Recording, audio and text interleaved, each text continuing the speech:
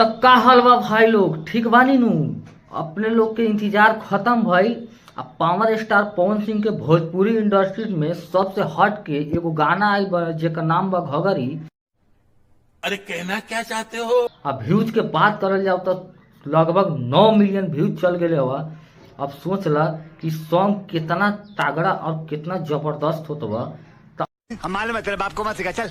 अब कुछ ओकरा बारे में हम बतावा तनी कि एमे के गाना गैले हवा, कौन गायिका हवा, कौन हीरोइन हवा। अब कुछ अबे जल्दी बोल, कल सुबह पनवेल निकलना है। बतावा तनी एमे। तो एमे के गाना के नाम हुआ घगरी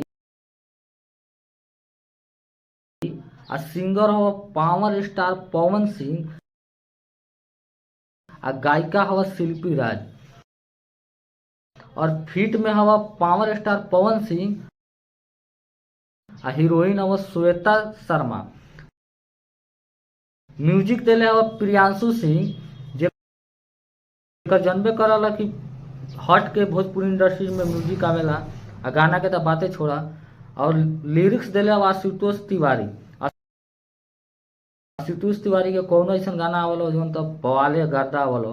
डायरेक्टर हुआ विभांशु तिवारी और ये गाना रिलीज भी हवा टी सीरीज से जो सोनू श्रीवास्तव जी के स्टूडियो हवा।